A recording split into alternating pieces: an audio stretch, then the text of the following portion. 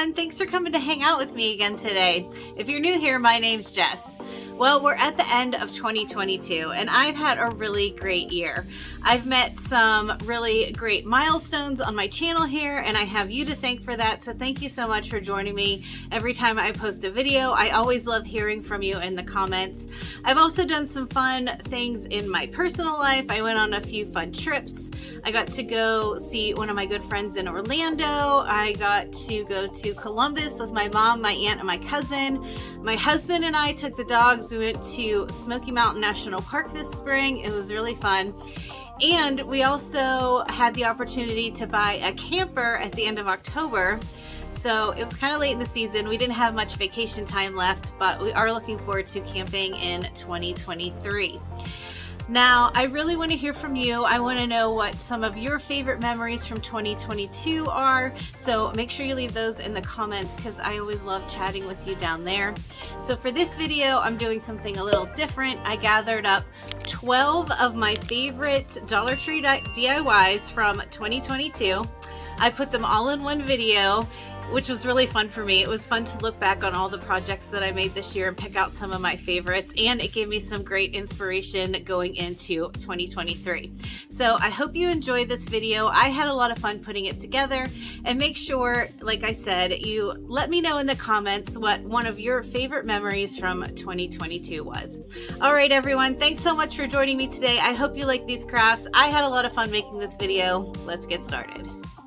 For this project, I started out with 3 of the mini pallets that you can find at the Dollar Tree, as well as 3 of the mini wooden crates. I took the antique wax by Waverly and I applied it to all 3 of the pallets using a baby wipe. I like to use the baby wipes because it kind of eliminates a step. It sort of applies the wax and takes off the excess at the same time. While the pallets were drying, I got to work on the wooden crates. I took the ink color by Waverly and I gave each of the boxes 1 coat of this paint. It's pretty thick and pretty pigmented, so I didn't feel like I needed more than 1 coat, but I did make sure that I got the entire outside and the inside as well. The pallets already had a piece of jute rope on them, and I decided to keep it on there and reuse it to connect the 3 pallets together. So on 2 of the pallets, I just cut the jute cord in half and I left one of the ropes intact. So that's going to be my top pallet. Then I took the next one and I laid my ruler down so that I could keep the spacing even between the next 2. I applied some hot glue to the inside edge of the pallet and I just placed the rope inside.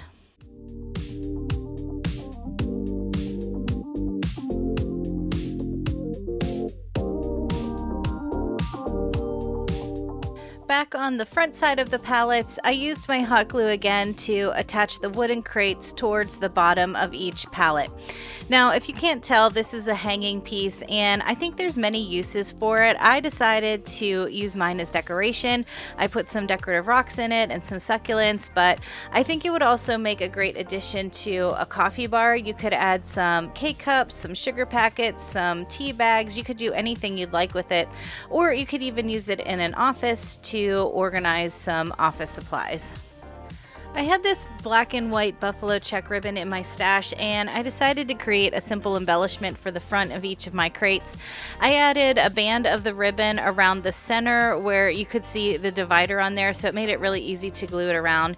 And when I hot glue ribbon down, I don't add a ton of hot glue because I'm always afraid it's going to seep through and you're going to see it. So I tried to keep the hot glue towards the back edges of the crate, and then I just placed 1 dot of hot glue on the very front center so that you wouldn't really be able to see it. Once the ribbon band was in place, I had created a simple shoestring bow out of the same ribbon and I hot glued that on the front.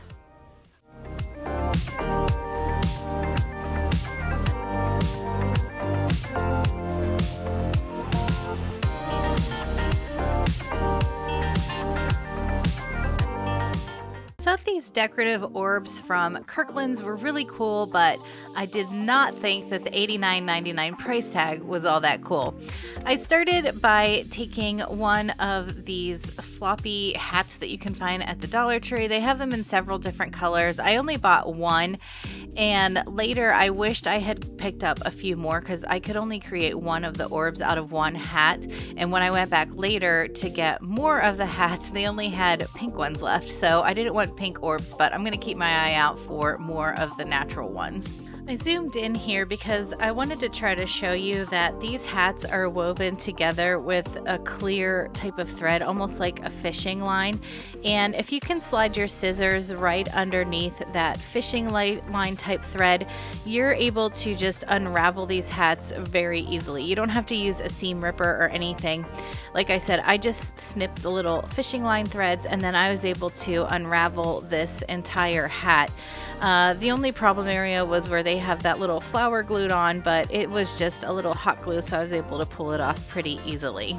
I laid my chopping mat down on my cutting mat because I didn't want to run the risk of seeing any kind of like marker or pen lines on the chopping mat through the material that I got from the sun hat. So I used my cutting mat as my guide so that I could cut 3 strips that were about 1.25 inches in width, and they were the whole length of the chopping mat, which I'm not exactly sure how long that chopping mat is. But like I said, I wanted to cut 3 strips that were about 1.25 inches, and I used my rotary cutter here, and I thought it would have cut the whole way through the chopping mat, and it didn't quite go through, but it did give me a line.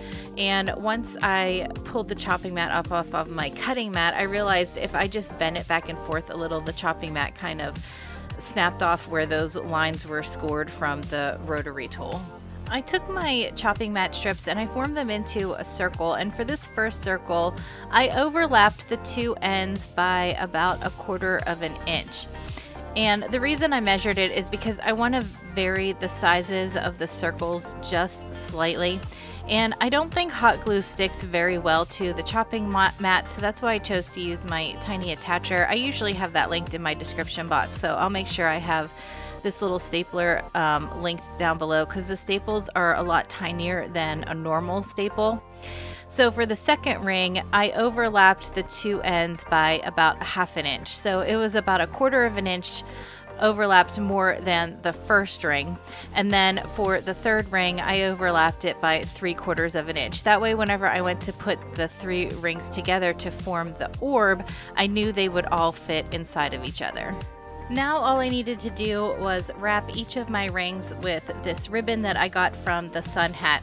I balled it up so that it would fit in between the rings, and I just used that tiny attacher again to attach the end of the strip to the ring, and then I was able to just start wrapping and wrapping and wrapping until I had each of the rings covered. This was pretty quick to do. It didn't take very long, and I know the hot glue doesn't stick very well to the chopping mat, but it will stick a little. So after I got about 2 or 3 inches wrapped, I took a little dab of hot glue and I just put it on the inside just to help make sure that that sun hat ribbon wasn't going to slide around too much on the chopping mat rings. Once I got to the end, before I added the final few wraps, I did use my tiny attacher again just to staple it in place, and then I used the hot glue on the inside, and this time I knew it would stick because I was actually gluing that ribbon to itself, not to the chopping mat. After I had cut off the excess, I was like, oh my gosh, this would be the cutest little bracelet. So that's another little gift idea. If you're looking for something for a friend, you could make little bracelets out of these chopping mats and the sun hats too. After all 3 rings were covered in the sun hat ribbon, all I had to do was crisscross them, and I made sure that I had the the right size in the center. And I used a little hot glue because, like I said, I knew it would stick because the ribbon was going to stick to itself.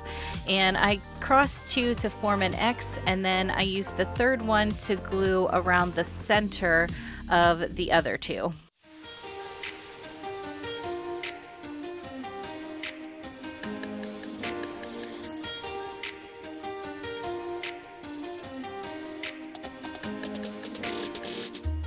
If you like to online shop like I do, then you probably have a few of these babies laying around your house too. I do send my boxes to be recycled, but every once in a while I like to take one and turn it into a pretty storage box. I wanted this box to be pretty sturdy, so I started by taking the flaps of the box and I'm just mitering the corners. And all that means is that I'm cutting a small pie-shaped piece off of each end of the flap so that when I fold it inside, it will leave out any of the bulk that's created from the square flap. And then that way, whenever I use some hot glue to hot glue these flaps into the box, it'll make the walls of the box be more sturdy. I wanted to cover part of this box with some material, but I needed a straight line so that I would know where to glue my material down. So I just used my ruler and I measured from the top of the box down, and I created a line the entire way around the box.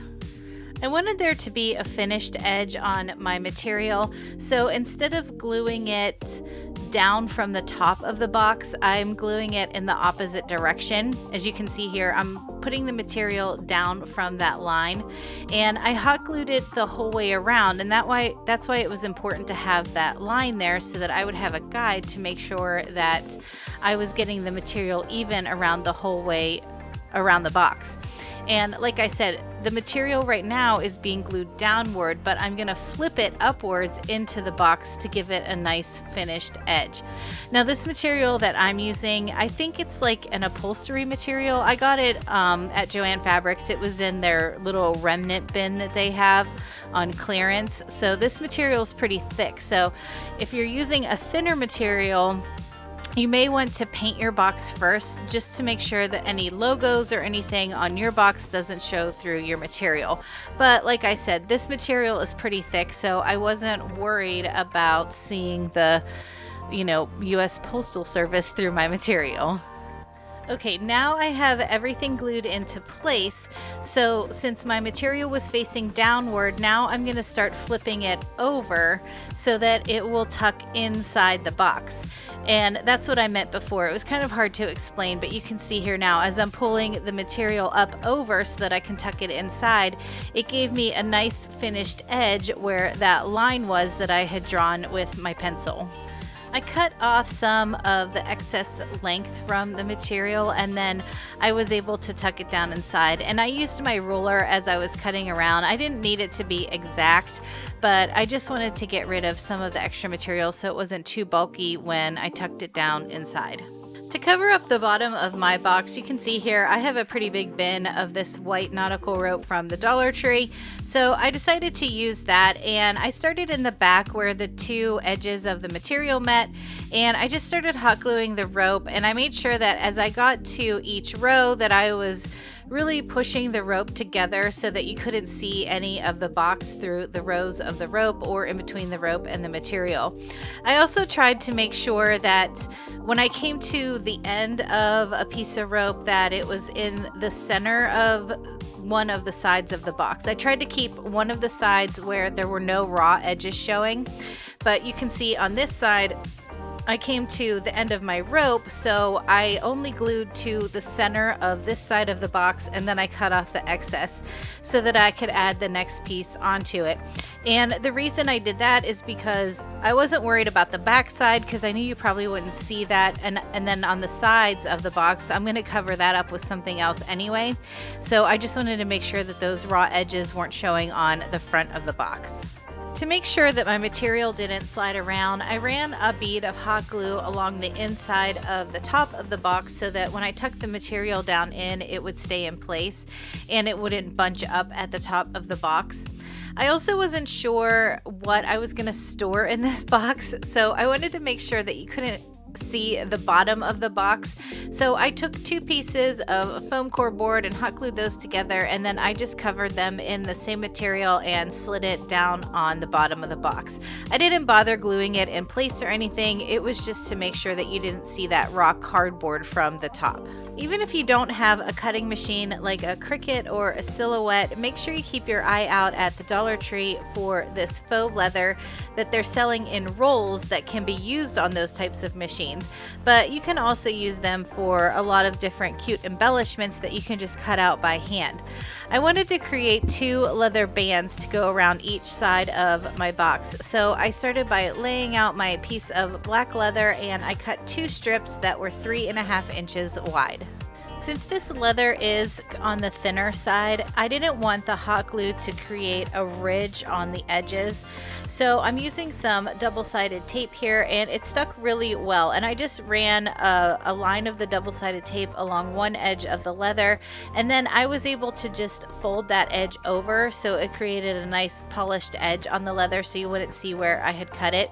And I repeated that on both sides. Now this double-sided tape that I'm using is 3/8 of an inch wide, and I do get this from Amazon. It's called Score Tape. I always have it linked in the description box, but I know they do sell different widths of double-sided tape at the Dollar Tree also, and I haven't tried those out myself, but I'm assuming that they would work just as well for something like this. After I had both of my leather bands created, I added some hot glue to one end of one of the bands, and I hot glued it into the bottom of the box. And then to make sure that I didn't see any of the hot glue through that band, I added another bead of hot glue towards the top of the inside of the box, and I pulled it fairly tight over so that it would have a nice clean line running down the side of the box. And then I ran just another bead of hot glue towards the bottom of the box where I was covering over the rope, and then I glued the whole band to the bottom of the box. Once I had both of my bands in place, then I took that piece of foam core board that I had covered with the same material, and I just slipped it into the bottom.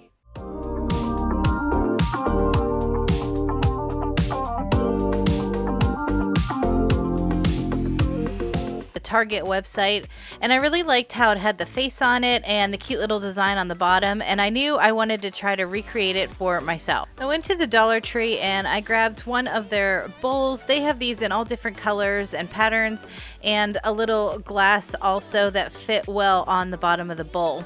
I started by removing the stickers off of both pieces, and I used some E6000 to glue the 2 pieces together because I knew this was going to sit outside, and I wasn't sure if hot glue would do the trick in this case.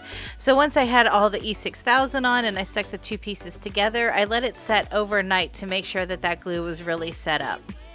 I don't spray paint that often, but I thought I would try to use some spray paint with this project, and I didn't do so good. I guess because I just don't do it that often. There was some runs in the paint and it just didn't look nice. So I decided to keep the project the way it was, and I just took my sanding block over it a little to make sure that those raised edges were more smooth, and then I went in with 2 colors of chalk paint. I mixed together the plaster color and the ocean color by Waverly, and I did give this 2 coats of that paint mixture, which was pretty close to the spray paint color, and it turned out really well in the end.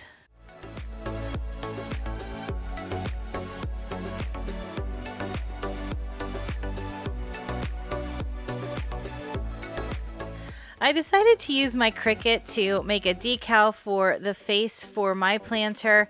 If you're really good at hand drawing, I think that this would be an easy way to show off those skills, but I did not feel confident in my face drawing skills, so I relied on my Cricut.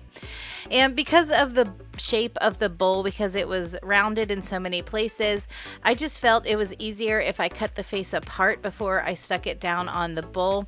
And since it is chalk paint on the surface, the decal stuck really well to the chalk paint. The design on the original piece that I found on Target just had polka dots on the bottom, but I decided to change mine up a little. I went in with the plaster color and a smaller paintbrush, and I just started by drawing lines down vertically around the whole collar area of the planter. And because this is such a fun, quirky piece, I wasn't worried that my lines were uneven. I think that kind of just added to the eclecticness of something like this. So don't get too stressed out when you're doing things like this. They don't always have to be perfect. I think it adds a lot of character whenever there's a little flaw here and there in some of the lines that you're doing. After the white lines had dried on my planter, I went back in with the celery color, also by Waverly, and I'm using a very flat brush for this, and I'm just doing diagonal dashes in between each set of the white lines. And again, don't worry if this isn't too perfect, but if this is something that stresses you out, I think you could easily cut out lines and polka dots and anything else, any other kind of design you want to do on a Cricut, or you could use painter's tape and just paint or tape off the areas that you want to paint the lines in to get a nice crisp line. But like I mentioned before, I think this is such a quirky little piece that I actually kind of liked that the lines were a little uneven. To finish off my planter, I added just 1 square of floral foam to the center of the bowl. I tucked some newspapers around it just to fill in the gaps, and then I added some decorative rocks to the top, and I just tucked in 1 succulent.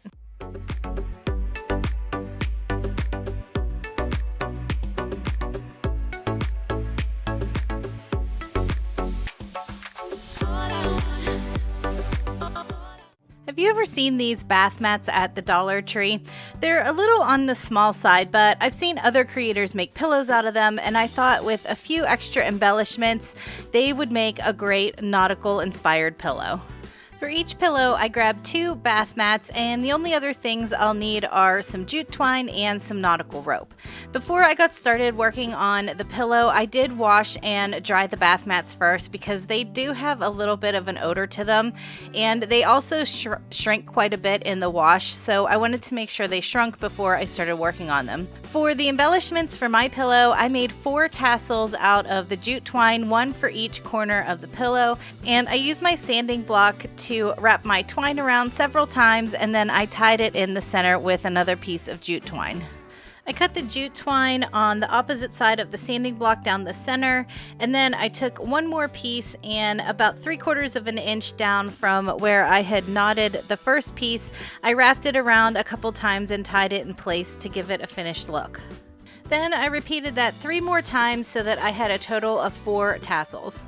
Next, I took one of the bath mats and I laid it face up. So the side that you're seeing here is the side that's going to be on the outside of the pillow.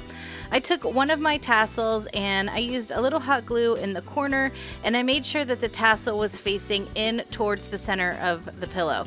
Now I know that seems a little weird because this is going to be the outside of the pillow, but you'll see why I'm doing it this way in just a few minutes. And I did that in all 4 corners. Like I said, I added a little dab of hot glue to the corner, and then I made sure that my tassel was facing in towards the center of the pillow.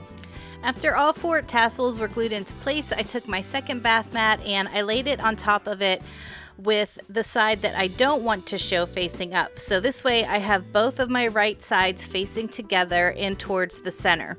And I started hot gluing it on the bottom. I started close to the middle, but not quite in the middle, and I worked my way out to the edge. And then I left a fairly large gap in the center of the bottom, and I added hot glue to the rest of the pillow. And then I repeated that on all 3 sides, but I made sure that I glued all 3 sides completely together. I just wanted a gap on the bottom so that I would have a space where I could add my stuffing. And I am using the Gorilla Glue hot glue sticks. I always have those linked in my description box. I've had really good luck in the past when I've made pillows out of things using these glue sticks.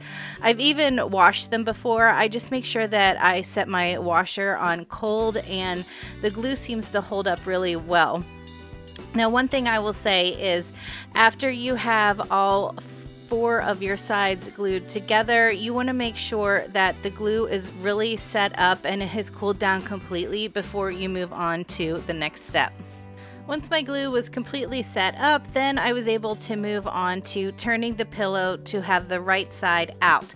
So that's why I glued the tassels the way that I did, because once the pillow is fully turned with the right side out, the tassel sticks nicely out of each corner. And the reason I'm using glue is because I don't have a sewing machine, but you absolutely could make this pillow the same way using a sewing machine. It's just that I like to do no-sew pillows because I don't have a sewing machine. Before I move on to the last embellishment for my pillow, I wanted to stuff it first. So I'm actually using an old pillow to stuff these because I'm just keeping these for myself. Usually when I make pillows for myself, I'll just use old pillows, but if I'm going to make them to give as a gift, I like to buy a new bag of polyfill. But like I said, I'm just going to use these, and I'm actually going to keep them on my porch, so I'm just using an old pillow. After I had my pillow stuffed to my liking, I needed to close that gap in the bottom, so all I did was roll the seams in to match where they were on both sides, and I added my hot glue.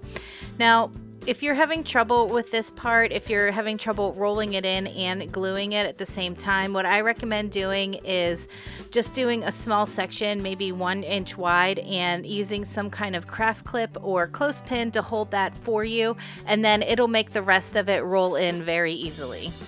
To create the nautical looking knot as an embellishment on my pillows, I took a length of this nautical rope, and you can see I have my finger protectors on here. I took both ends, I added in just a dab of hot glue, and I rolled them in between my finger protectors to seal both ends together.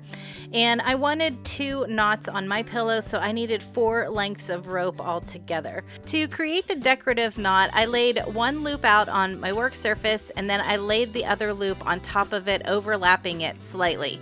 So you can see I have 1 loop facing to the right and 1 facing to the left. Then I picked up the left hand side of the left loop and I pulled it through the right hand loop, and it formed this sort of figure 8 knot. I'll show you again one more time. So I have my loop facing to the right, and then I laid my loop facing to the left. I picked up the very left side, went underneath, grabbed the bottom loop, and pulled it through, and that formed my little knot. The last thing I needed to do to finish my pillows was just place my knots on the front. So I found a spot where I liked it, and I want to put 2 on my pillows. I added just a dab of hot glue and glued it on the front, and then on the back I cut off the excess lengths of rope and I just glued it in place. And then I repeated that on the other side of the pillow as well.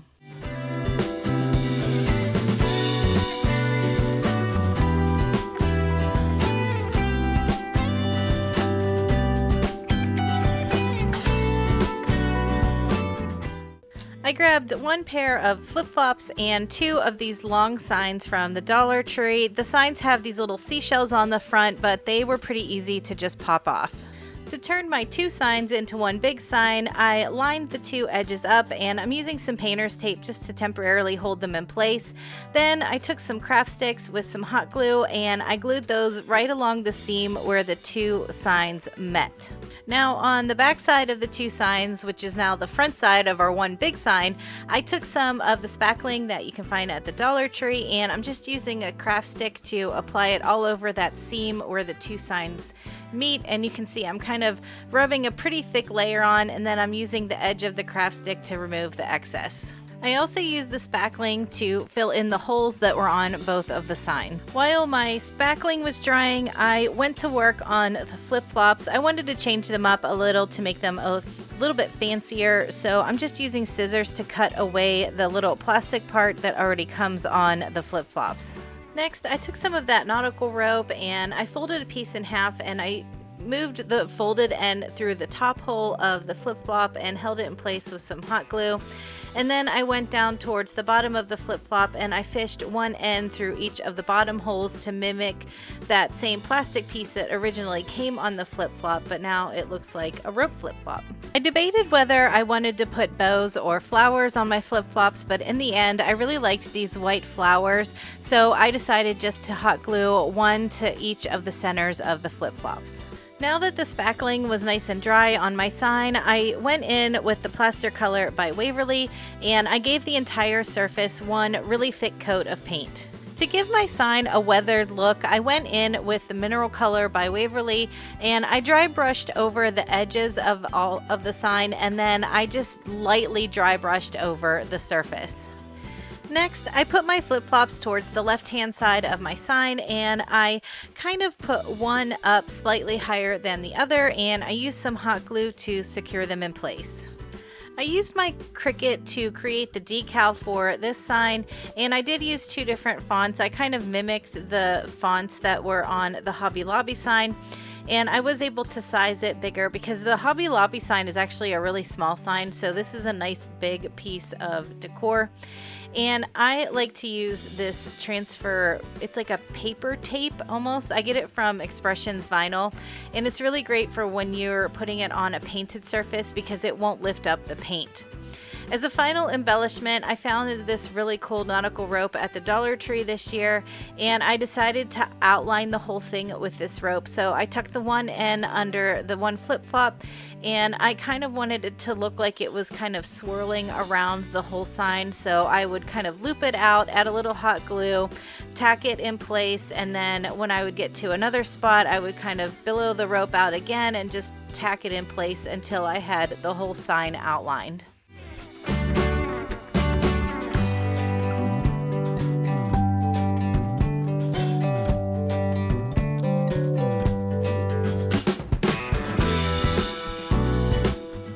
I grabbed 2 of these 6x8 canvas frames from the Dollar Tree, some of the larger craft sticks, and also a bit of the nautical rope to create a really fun and easy lantern. I didn't want the staples showing on this frame, so I grabbed my wire cutters, which is usually the easiest way for me to remove the staples out of these. I think they actually make little tools to remove staples, but I don't have one. Let me know in the comments if you have one and if it works a little bit easier, because sometimes I do struggle a little with these wire cutters. Sometimes I have to get a screwdriver in there too. But I found it easier just to pull the staples out of the canvas and the wood all in one step, rather than cutting the canvas off and then going back through and removing the staples. I grabbed 14 of those craft sticks, and using my paper trimmer, I cut all of them down to 5 inches in length.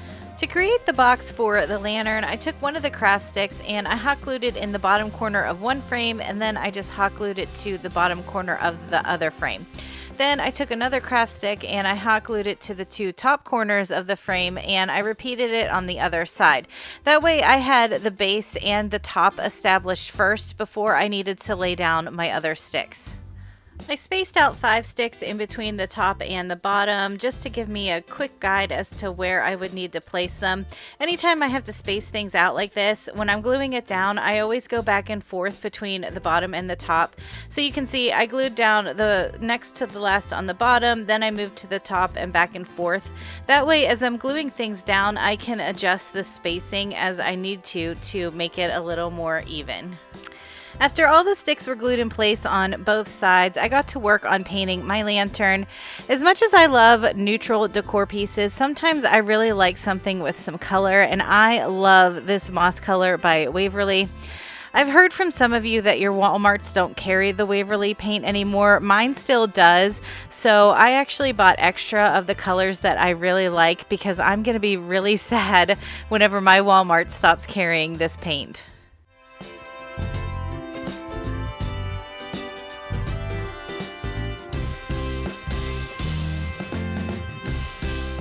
After my paint had dried, I did go back through with a dry brush, and I dry brushed on some white paint just to give it that distressed look. I wanted my lantern to have some handles, so I cut 2 equal lengths of that nautical rope.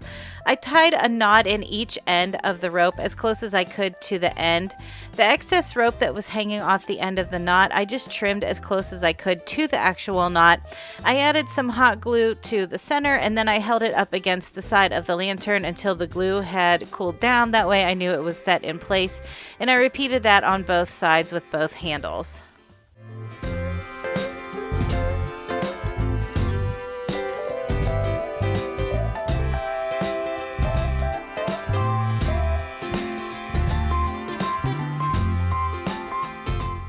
I had been keeping my eye out for these galvanized wall vases from the Dollar Tree, and I was really excited when my store finally got them in. I wanted to jazz it up a little bit so that I could add some sunflowers to it to brighten up my home's decor.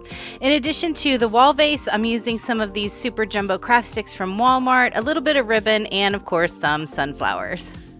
I started by taking a measurement on the side of the wall vase. I measured in between the 2 lips that ran around the vase, and it measured about 1 7/8 of an inch.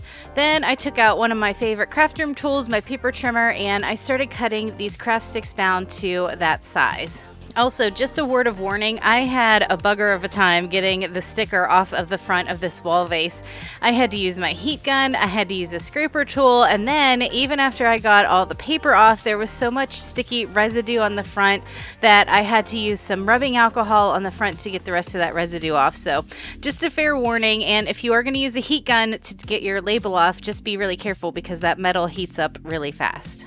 Now that my wall vase is nice and cleaned up, I took the craft sticks that I had cut apart and I just started hot gluing them around the outside. I glued the first one down over the seam in the container, and that was towards the bottom, so it did lift it up more than the other craft sticks, but you couldn't really tell. And I got really lucky because when I got to the end, I didn't have to cut any of the craft sticks lengthwise to fit on there. I was able to leave just a tiny little gap, and they all fit around the outside perfectly. I like the natural color of the craft sticks, but if that isn't your style, you could always paint or stain those. I would just recommend doing that before you glue them around the outside.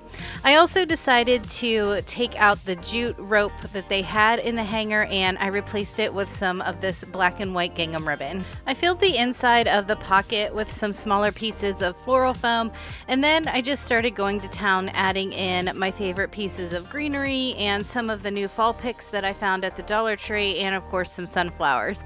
Now I wanted some of my florals and flowers to hang down over the front, so that's why I chose not to decorate the front pocket of this wall vase. But if you want to just stick in tiny flowers that poke up through the pocket, I would say you could decorate the front with some stickers or even some really cute window clings. That would be an easy way. I think the window clings would stick right to it. You wouldn't have to Mod Podge them down, or you could just glue on some more flowers or even a big bow.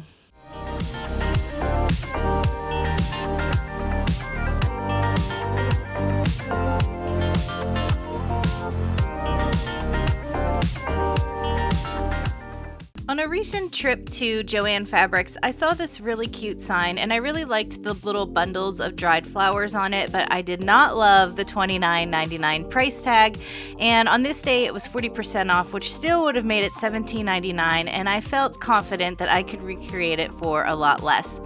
I started by taking a piece of box art that I found at the Dollar Tree. This one had a little raised 3D fox in the center, but it was pretty easy to pull out. It was just laid on there with some foam, and I wasn't worried about covering up the background because I knew I was going to do that later, but I did want to change the color of the frame itself to an elephant gray by Waverly. After my coat of paint had dried, I took one of these adhesive cork sheets, also from the Dollar Tree, and I measured the inside of my box. Now, depending on what type of box art you use, you'll have to come up with your own measurements, but I just took a rough estimate of what the inside of the box would be, and then I used a pencil to draw out the size that I needed on the cork sheet, and I cut it out with scissors. And since this was already adhesive, I didn't have to add any extra hot glue or anything to stick it to the inside of the box. On the same day that I took that picture of the piece of art that I liked from Joann Fabrics, I also found this bundle of greenery, and a lot of times I buy my greenery from the Dollar Tree, but I really liked this bunch. There was a lot on it. I think originally it was priced at $9.99, but it was also 40% off, so I got it for $6, which I thought was a pretty good deal. So I took 2 little sprigs of the greenery out of the bunch, and I just tied them together with some jute twine, and I made sure that I cut off the end of the greenery where it connects to the stem, because it kind of makes it look more real if that isn't on there. And the other thing that I really liked about this greenery is some of the sprigs kind of looked like herbs to me. Some of the ones that I had tied together in the bunches I thought looked a little like rosemary, and I really liked that. So I created 3 bunches that would fit across the width of my box art. Next, I used some hot glue to attach my little bundles to my box art, and I had 3 of them, and I spaced them out first to get an idea of where they needed to be. But whenever I need to space things out inside something, I always like to start on one end and then I glue the one down on the opposite end, and then that way I can adjust the spacing for the one in the middle to make sure that it looked pretty even. The last step was to create the phrase that went inside the box, so I used some permanent vinyl and I cut out the phrase "Keep Life Simple" on my Cricut. That was the phrase that was originally on the box art and I really liked that, so I kept it the same. And if you have a Cricut and you want to recreate this, the two fonts that I used are the typewriter font, and the script that I used is called DTC Cottage Style.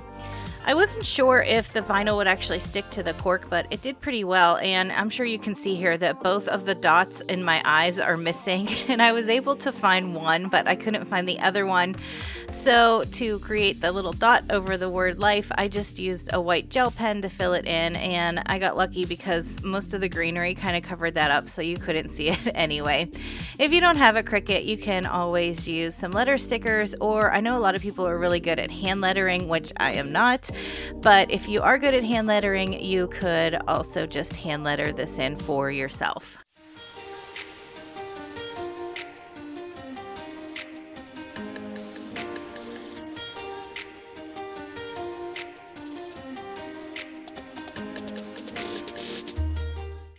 I think these little battery operated hanging lights at the Dollar Tree are so cute, and they come in gold and silver, but they're easy to paint to fit your own decor.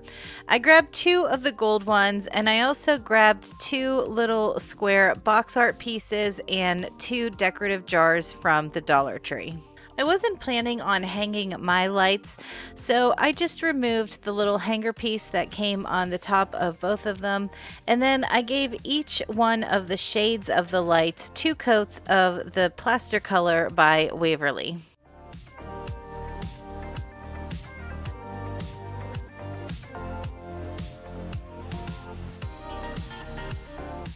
I didn't care for how the top of these lampshades looked, but I didn't want to completely cover it up because I still needed access to the switch so I could turn the lights on and off. I started by tracing the top of the light on some scrap pieces of cardboard, and I cut the circles out. Then I took these really flat magnets that I had in my stash. I got these ones from Amazon. I'll make sure that they're linked in the description box below. They're super tiny and they're super flat, so they're great for projects like this. And you can see they have a really strong magnetization to them, so they hold things really well. I took the lid off the jar, and I'm not going to use that, but I was able to pop the light right into the jar. It squeezed in pretty easily. Then I used a dab of hot glue, and I glued one of the magnets to the top of the shade, and I made sure that the glue didn't get on anywhere that I would need to open to change the battery or flip the switch, and then I just secured it in place with a piece of clear tape over top of it. Next, I took another piece of clear tape with the sticky side up, and I dropped the other magnet on top of it, and then I was able to take the magnet and the tape and tape it right to the cardboard circle. I did add another dab of hot glue, even though I think the tape would have held just fine. And now my cardboard circle will attach to the top of the light, but I still can access the battery and the switch. I gathered up a few scrap pieces of greenery, and I just started hot gluing them to the circle. I started by gluing some of the greenery around the edge of the cardboard just to make sure that that rough edge would be covered up, and then I added some more greenery to the top. Now in the beginning I showed you that I had 2 of everything. I had 2 jars, 2 box art pieces, and 2 lights, and that's because I wanted a set of 2 for in my house. But of course, I'm only going to show you how I decorated one because I did do both of them the same. Because this had a hanger on it, you could still see the holes in the top of the light where that hanger used to be. So I took some of this pretty trim from the Dollar Tree and I just hot glued it around the top of the lampshade.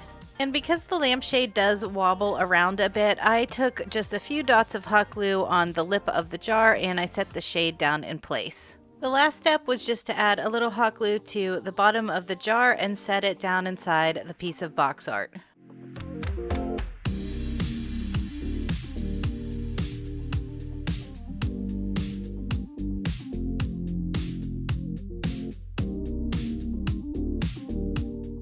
Dollar Tree always has great planters for spring and summer, and I loved this oval shaped one that had the little lace detail at the top. So I grabbed one of the white ones and I decided to dress it up just a little. Now underneath that lace pattern on the top, there is a matte finish to this planter, so I was hoping that the hot glue would hold pretty well, and it did. I took some nautical rope and I started right where the solid part of the planter and that lace detail meet, and I ran the rope along that line. I made sure that I used glue the whole way around so that the rope would stay even around the top, and then I wrapped it a few more times, adding hot glue here and there as I needed it.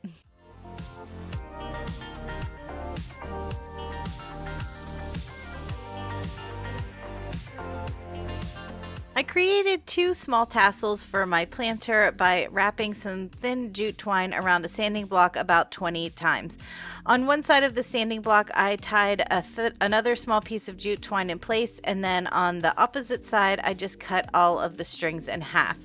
Once all of my strings were off of the sanding block, I took another small piece of twine and about 3/4 to an inch down from the top of the tassel, I tied it in place, and then I wrapped it around a few times and hot glued it. As an extra touch for each of my tassels, I decided just to pop on one little wooden bead to the top of each one. I also decided to make a quick, simple bow for my planter, so I took some of this burlap and lace ribbon from the Dollar Tree and I just looped it over on itself, and then I kind of accordion pleated it in the center and tied it around with another piece of jute cord. To put everything together, I hot glued my tassels on first, and then I hot glued the bow over top of them, so it kind of made it look like the tassels were actually the tails of the bow. The last thing I needed to do for this planter was I filled the inside with some floral foam. I added 2 bunches of some pink flowers that I had on hand, and then a few sprigs of greenery here and there.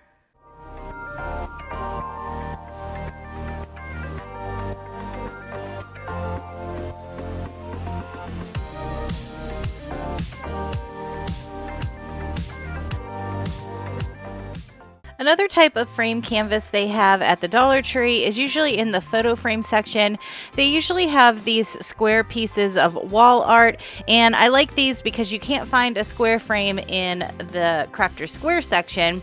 Now, the wood inside these frames is not real wood, it's kind of that particle board MDF, but that's okay, we can make it work. In addition to 4 of those, I also grabbed 4 of the 5x7 canvas frames, some thicker jute cord, a few of these mini clothespins that I already had in my stash, and a few of these cork sheets that you can also find at the Dollar Tree.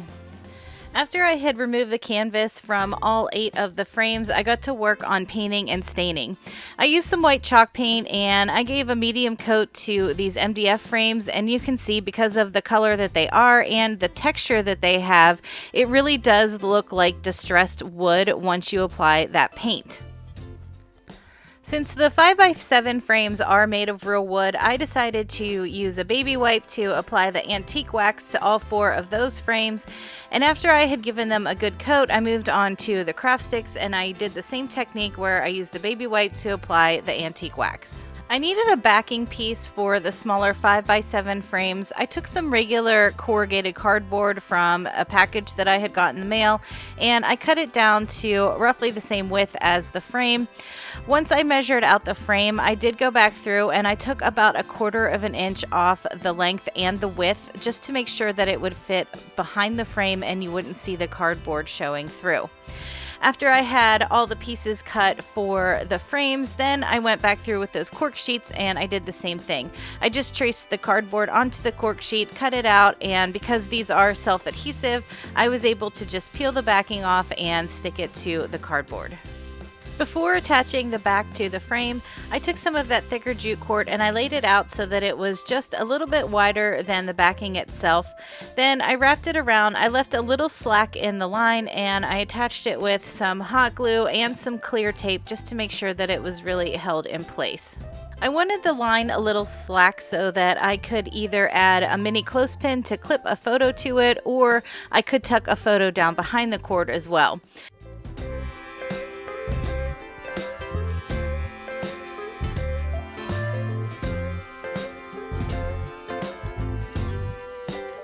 I turned the square frame so that it became a diamond shape, and I centered the smaller frame in the middle. I used some hot glue to hold everything in place, and I repeated that with the other 4 frames as well. I took those craft sticks that I had stained earlier and I cut them down to 2.5-inch pieces. I got 2 pieces from each of the craft sticks, so now instead of 4 I have 8, which is what I need to attach all of the frames together. I started by laying 2 of the frames next to each other, and I used my ruler to make sure that the gap between the 2 frames was the same at the top and the bottom. And then because this ruler does have measurements going in the other direction, I was able to line that up so that I knew where I needed to put my hot glue. I laid my hot glue down and then laid the craft stick on top of it, and then I repeated the same thing on the bottom. Because there's measurements on that ruler, I was able to set my ruler down so I had a guide as to where I needed to put that craft stick. So I glued these 2 frames together, and then I repeated the same thing on the other 2 frames. I laid out both sets of frames that I had glued together with the craft sticks, and then I used my remaining craft sticks to glue in the opposite direction. So essentially I just formed a big square with all 4 frames, but I'm actually going to hang it as a diamond shape. Now that all the frames are attached, I could start placing in photos and other little things. One of the pieces of wall art that I took off of the square frame had this really pretty piece of greenery on it, and I thought it would look really cute clipped into one of the frames. So I cut it out, and then I used my little picker tool and I started pulling out some of the threads just so that it would have a frayed edge, and I used a mini clothespin to attach it to one of the frames. I also gathered up a few pieces of greenery that I had in my stash. I hot glued them together and I used a clothespin to clip it into one of the other frames. And then for the last 2 frames, I just tucked in 2 pictures of my dogs.